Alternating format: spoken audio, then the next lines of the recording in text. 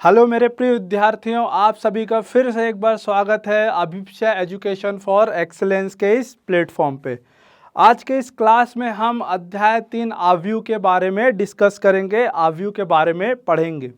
बच्चों, यह हमारे विषय का सबसे सरलतम अध्याय में से एक है। ये अध्याय बहुत ही ज़्यादा इंटरेस्टिंग और बहुत ही ज़्यादा ईजी है। बस शर्त ये है कि आप मेरे प्रॉपर इंस्ट्रक्शन को फॉलो करते जाइएगा। मैं जैसा जैसा नोट्स बनाते जाऊंगा आप वैसा वैसा ही नोट्स बनाइएगा। बहुत ही इजी अध्याय है और इसमें आप बहुत अच्छे नंबर ला सकते हैं। तो सबसे पहले हम देखेंगे कि आव्यूह होता क्या है। हम आव्यूह पढ़ रहे हैं, हमारे अध्याय का नाम आव्यूह है, तो आव्यूह होता क्या है। देखिए, आव्यूह होता क्या है, ये इसके परिभाषा है। हम परिभाषा से पहले नहीं, हम पहले उदाहरण से समझेंगे, उनके बाद हम परिभाषा में जाएंगे। गणित को आप डायरेक्ट बुक के लैंग्वेज में लिखी परिभाषा से समझोगे तो गणित समझ में नहीं आएगा। तो हम इस परिभाषा को समझने से पहले कुछ उदाहरण देखते हैं। देखिए, हम पढ़ रहे हैं आव्यूह। सबसे पहले अगर मैं बात करूं आव्यूह की, आव्यूह को हम प्रदर्शित करते हैं। आव्यूह का जो चिन्ह होता है, आव्यूह को हम प्रदर्शित करते हैं वो बड़े ब्रैकेट से या हम छोटे ब्रैकेट से भी इसे प्रदर्शित करते हैं, एवं ऐसे दो डंडियों के द्वारा भी हम इसे प्रदर्शित करते हैं। ये सब क्या है? ये सब आव्यूह के चिन्ह हैं। हम आव्यूह को ऐसे प्रदर्शित करते हैं। जैसे हम गुणा के चिन्ह को ऐसे प्रदर्शित करते हैं, भाग के चिन्ह को ऐसे, धन के ऐसे, ऋण के वैसे, उसी प्रकार हम आव्यूह को इस सिंबल के द्वारा प्रदर्शित करते हैं। बताइए, यहाँ तक क्लियर है क्या? अब इसके बाद मैं बताता हूँ। हमने देखा है आयताकार एवं वर्गाकार। देखिए, ये एक आयत है, ये एक आयत है। अब मैं यहाँ पे एक वर्ग बना रहा हूँ, ये एक वर्ग है।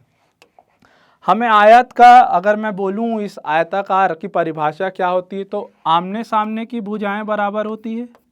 आमने सामने की भुजाएं बराबर होती है, बताइए। और ये आमने सामने की भुजाएं बराबर होती है। या मैं ऐसे कर सकता हूँ कि ऊपर नीचे की भुजाएं बराबर होती है एवं आमने सामने की भुजाएं बराबर होती है। यहाँ पे मैं वर्ग की बात करूँ तो चारों भुजाएं आपस में बराबर होती है। बताइए, यहाँ तक समझ आया क्या? यह है मेरा आयत के बारे में मैंने आपको बताया, आयत, और ये है वर्ग।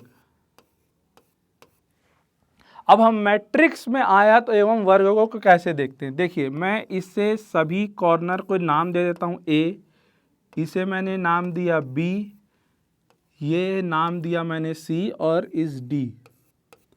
मैंने चारों पॉइंट को नाम दे दिया। यहाँ पे भी मैं नाम दे देता हूँ, यहाँ पे मैं कर देता हूँ ए, इस कॉर्नर को मैंने बोला बी, सी एवं डी। बताइए, यहाँ तक बात क्लियर है क्या? मैंने कहा आव्यूह को ऐसे प्रदर्शित करते हैं और मैंने लिया एक आयत और एक वर्ग। अब देखिए, क्या मैं ऐसे लिख सकता हूं क्या ए बी बराबर है डी सी के? बताइए, ए बी बराबर है डी सी के। ऊपर नीचे की भुजाएं तो बराबर होती है ना, तो ए बी बराबर है डी सी के। यहाँ तक क्लियर है? मैं ऐसे भी तो लिख सकता हूं कि ए डी बराबर है बी सी के। बताइए, आमने सामने की भुजा बराबर होती है भाई, तो ए डी बराबर है बी सी के। मैंने आयत में ऐसे लिखा। अब मैं वर्ग में जाता हूं। वर्ग में भी तो मैं ऐसे बोल सकता हूं कि ए बी बराबर है डी सी के। अरे भाई, चारों भुजा तो बराबर होती है, तो ए बी बराबर होगा डी सी के। बताइए, ए बी बराबर है डी सी के। सेटिस्फाई कर रहा है इसको? यहाँ पे देखिए, ए डी बराबर है बी सी के, ये भी सही है। ए डी बराबर है बी सी के। तो अगर मैं समीकरण 1 दे दूं और इसको मैं समीकरण 2 दे दूं, तो देखिए, समीकरण 1 बराबर समीकरण 2 देख रहे हैं। मतलब यहाँ पे आयत का जो परिभाषा है वर्ग के परिभाषा को सेटिस्फाई कर रहा है। बताओ भाई, समीकरण 1 बराबर समीकरण 2 दिख रहा है। ये मैं क्यों बोल रहा हूँ, ये आप परिभाषा में देखेंगे। यहाँ पे आपने देखा एक चीज, यहाँ पे हमने एक चीज दिखा आव्यूह के बारे में, यहाँ पे हमने एक चीज सीखा कि आयत का जो परिभाषा है वर्ग के परिभाषा को सेटिस्फाई कर रहा है। यहाँ तक हमने देखा। अब इसके बाद हम देखेंगे पंक्ति के बारे में। इसके बाद मैं अभी पंक्ति के बारे में बताता हूं कि भाई पंक्ति होता क्या है। देखो पंक्ति के बारे में देखेंगे हम। पंक्ति को हम इंग्लिश में बच्चों बोलते हैं रो, ROW। अब ये पंक्ति होता क्या है तो देखेंगे, ध्यान से देखना। यहाँ पे अगर मैं बाएं तरफ से दाएं तरफ जाऊं, बाएं से दाएं जाऊं, जो भी चीज बाएं से अगर मैं दाएं जा रहा हूं इस अध्याय आव्यूह में, उसे मैं क्या बोलूंगा, पंक्ति। समझ में आया? ये सब मेरा क्या हो गया, ये सब मेरे क्या कहलाएंगे, पंक्ति। ये सब मेरे कहलाएंगे पंक्ति। ये इसको मैं बोलूंगा भाई पंक्ति। ये है मेरा पंक्ति। इंग्लिश में क्या बोलते हैं, रो। बच्चों हम बहुत जगह देखिए पंक्ति को रो भी बोलते हैं, हम मुख्यतः तौर पे हम रो बोलेंगे। आप कुछ जो बेसिक टर्मोलॉजी है उसे आप इंग्लिश में जानिए। इसको बोलते हैं रो। ये मेरा जो पूरा है, ये मेरा पूरा रो है, तो ये पहले नंबर का पंक्ति है, पहले नंबर का रो है। तो मैं इसको क्या कर रहा हूँ, इसे मैं कर दे रहा हूँ R1, मतलब पहले नंबर का पंक्ति या पहले नंबर का रो। तो मैं इसको क्या बोल दूंगा, R2। ये मेरा R3 हुआ, ये मेरा R4, R5 और ऐसे ये चलता जाएगा। R1 क्या दिखा रहा है, पहले नंबर का पंक्ति। R2 दिखा रहा है दूसरे नंबर का पंक्ति। R5 क्या दिखा रहा है, पांचवें नंबर का पंक्ति या पांचवें नंबर का रो। हमने यहाँ पे पंक्ति को देखा। अब भाई स्तंभ देखेंगे हम। मैट्रिक्स में आव्यूह में जाने से पहले आपको इतना मालूम होना चाहिए। इसके बाद हम परिभाषा में आएंगे। अभी आप कुछ नहीं लिखेंगे, अभी आप अपने कॉपी में कुछ मत लिखिए, जब हम लिखने बोलेंगे तब आप लिखिएगा। हमने पंक्ति के बारे में देखा, अब हम देखते हैं स्तंभ के बारे में। स्तंभ बच्चों, स्तंभ को हम बोलते हैं कॉलम। क्या बोलते हैं हम स्तंभ को, कॉलम। अब कॉलम क्या होता है, देखिए कोई भी चीज अगर हम ऊपर से नीचे की ओर लाते हैं, कहां से, ऊपर से नीचे की ओर, ऊपर से नीचे की ओर अगर कोई चीज आ रहा है तो उसको हम आव्यूह में क्या बोलेंगे, स्तंभ बोलेंगे। कोई भी बाएं से दाएं जा रहा है पंक्ति, ऊपर से नीचे की ओर आ रहा है तो इसको मैं क्या बोलूंगा, स्तंभ। ये मेरा पूरा क्या कहलाएगा, स्तंभ। और बच्चों इंग्लिश में मैं इसको क्या बोलता हूं, कॉलम। ठीक है। अब ये पहले नंबर का स्तंभ है या पहले नंबर का कॉलम, तो मैं इसको C1 बोल रहा हूं। दूसरे नंबर का पंक्ति या दूसरे नंबर का कॉलम C2, ये C3, ये C4, ये C5 और चलता जाएगा। तो हमने देख लिया यहाँ पे कि पंक्ति क्या होता है और कॉलम क्या होता है। बोले यहाँ तक क्लियर है क्या, यहाँ तक सबको क्लियर है, यहाँ तक मैं देख लिया। अब देखो इसके बाद हम क्या देखते हैं। अब मैं देख रहा हूं कि मैट्रिक्स को कैसे निरूपण किया जाता है। यहां तक हमने सीख लिया है ना। अब देखिए मैं मैट्रिक्स का बात कर रहा हूं। मैट्रिक्स को मैं बड़ा ब्रैकेट, छोटा ब्रैकेट और दो डंडियों से भी दर्शा सकता हूं। मुख्यतः हम इस बड़े ब्रैकेट का इस्तेमाल करते हैं। तो यहां पे देखो मैं लिख रहा हूं इसे मैट्रिक्स ए। अब मैं मैट्रिक्स ए लिखने वाला हूं, 2 मिनट। मैं मैट्रिक्स ए लिखने वाला हूं। देखिए मैट्रिक्स ए होता क्या है, आव्यूह ए। मैं यहां पे क्या लिख रहा हूं,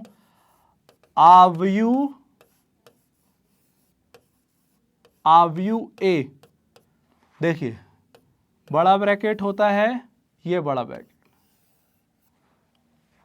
अभी आप परिभाषा में देखेंगे कि एक संख्याओं का जो कलेक्शन होता है, नंबर्स का जो कलेक्शन होता है, उसको हम आव्यूह कहते हैं।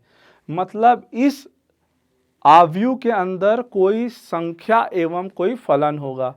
अभी आप बस यहाँ तक समझ लीजिए। यहाँ पर देखिए 1 2 3 मैं कुछ भी मान रख रहा हूँ, 6 7 5 2 1 3।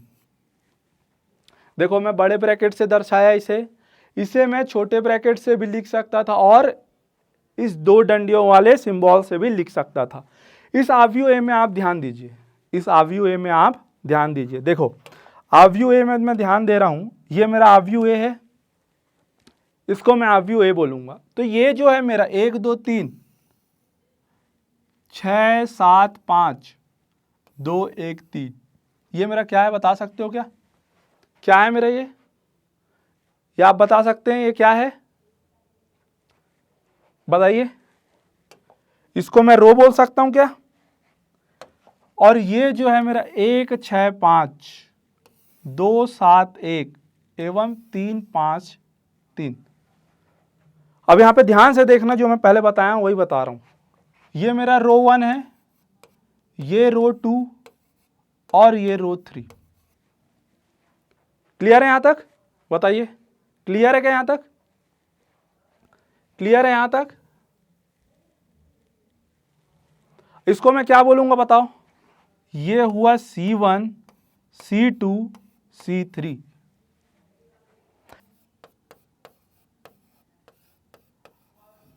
और ये मेरा कहलाएगा पंक्ति। यहां तक बताइए क्लियर है क्या सबको? यहां तक क्लियर है? देखिए यहां तक क्लियर है। अभी तक आव्यूह में मैंने एक संख्या को लिया है, अब मैं आव्यूह को फलन से भी ले सकता हूं। देखो कैसे, देखिए मैं फिर से एक आव्यूह लेता हूं, कोई आव्यूह बी, कोई आव्यूह मैं बी ले रहा हूं, कोई आव्यूह बी। अभी मैं आव्यूह के अंदर संख्या को लिया, अब मैं आव्यूह के अंदर कुछ फलनों को लेता हूं, जैसे कि साइन थीटा, कॉस थीटा, यहां पे ले लीजिए टैन थीटा, यहां पे कोई थीटा। यहां पे बताइए ये जो मेरा होगा रो होगा, बताइए R1 R2, ये मेरा होगा C1 और C2। यहां तक क्लियर करते हो क्या बताओ? ये क्या हो जाएगा मेरा R1, ये हो जाएगा R2, ये हो जाएगा C1, ये हो जाएगा C2। बताओ भाई यहां तक का कहानी क्लियर है क्या अपन को? यहां तक क्लियर है? अब मैं परिभाषा में आता हूं, उससे पहले एक चीज आप ये जानिए, जो भी इस मैट्रिक्स के अंदर है, जो भी क्या इस मैट्रिक्स के अंदर है, मतलब आव्यूह के अंदर है, जो भी इसके अंदर है उसे मैं कहता हूं अवयव। अवयव, इसी को हम प्रविष्टियां भी कहते हैं।